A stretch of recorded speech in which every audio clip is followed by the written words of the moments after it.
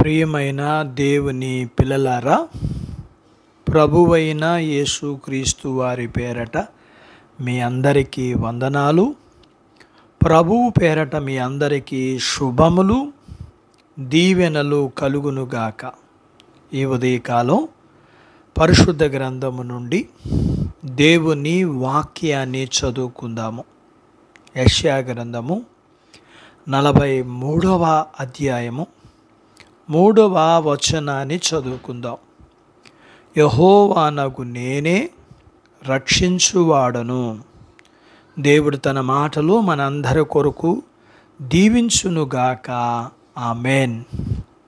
ప్రియమైన దేవుని పిల్లలారా, దేవునికి మాత్రమే తన ప్రజలను రక్షించే లేదా విడిపించే సామర్థ్యం ఉంది. దేవుడు రక్షిస్తాడు, అలాగే విజయాన్ని కూడా ఇస్తాడు. పరిశుద్ధ గ్రంథము యొక్క వివరణ ప్రకారం రక్షణ అనే పదం శాశ్వతమైన ఆధ్యాత్మిక విముక్తికి సంబంధించింది. ఇంకా చెప్పాలి అంటే పాపము నుండి, ఉగ్రత నుండి, ప్రమాదము నుండి, ఇంకా బాధ నుండి తప్పించడం అని అర్థం.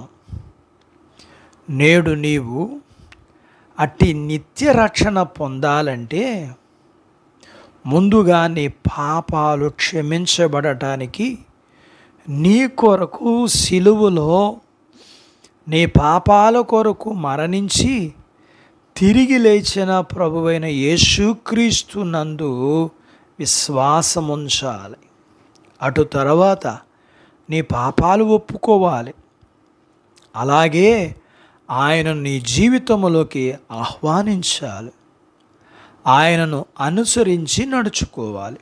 అప్పుడు ఖచ్చితంగా నీవు నీ ఇంటివారు రక్షింపబడతారు.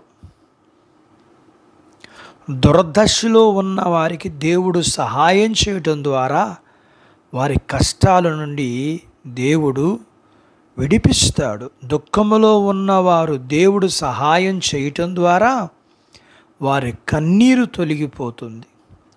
పాపములో ఉన్నవారికి దేవుడు సహాయం చేయటం ద్వారా వారి పాపము నుండి వారు విడిపించబడతారు. కష్టాలలో ఉన్నవారిని దేవుడు జ్ఞాపకం చేసుకుని వారికి విడుదల ఇవ్వటం ద్వారా అనేక మంది వారి కష్టాల నుంచి విడుదల పొందుతున్నారు. ఇలా చెప్పటం దగ్గర దేవుడు అనేకులకు విమోచకుడుగా, ఆయన విడుదల ఇచ్చేవాడుగాను, రక్షణకర్తగాను, విమోచకుడుగా ఉన్నాడు. కష్టాలలో, కన్నీరులో, బాధలో, బానిసత్వములో ఉన్న ఇశ్రాయేలులను ఆయన చూచి వారిని విడిపించాడు కదా. అందుకు ఆయన ఇశ్రాయేలుల యొక్క విమోచకుడు కదా. ఆయన మోషేను ఏర్పాటు చేశాడు. అలాగే పాపములో, దుఃఖములో అనేకులను ఆయన వారిని విడిపించాడు. పాపము నుండి, దుఃఖము నుండి, దుఃఖము పడిన వారిని ఆయన ఓదార్చాడు. పాపులైన వారందరూ పరిశుద్ధులుగా చేశాడు. ఏమైనా రక్షించువాడు మూలమున అనేకులు మేలు పొందారు. అట్టి బాధ్యత అందరికీ అనుగ్రహించబడునుగాక. ఆమేన్. దేవుడు తన మాటలు మన కొరకు దీవించునుగాక. ఆమేన్. ప్రార్థించుకుందాం. నాతో పాటు ఏకీభవించండి. మమ్మలను మిక్కిలిగా ప్రేమించిన మా ప్రియ పరలోకపు తండ్రి, మీ పరిశుద్ధ నామమును బట్టి మీకు వందనాలు. మీరు ప్రేమించి ఈ మానవాళిని పాపం నుంచి రక్షించిన వారు, దుఃఖములో ఉన్నవారిని ఓదార్చిన వారు, కష్టములో ఉన్న వారికి సహాయం చేసే దేవుడు. ఎంతైనా మీరు మాకు సహాయం చేసే దేవుడుగా మీకు వందనాలు చెల్లిస్తూ మేము మా కష్టము దగ్గర, మేము తప్పిపోయిన స్థితి దగ్గర, మా దుఃఖ పరిస్థితుల దగ్గర మిమ్ములను ఆశ్రయించే వారిగా ఉండగలగటానికి మాకు సహాయం చేయండి. మీ పిల్లలను కలిగినంతటిని దీవించండి. చిన్న బిడ్డలను, యవనస్తులను, వృద్ధులను, స్త్రీలను, పురుషులను మీరు దీవించండి. చదువుల్లో, ఉద్యోగ ప్రయత్నాలలో ఆశీర్వాదం ఇవ్వండి.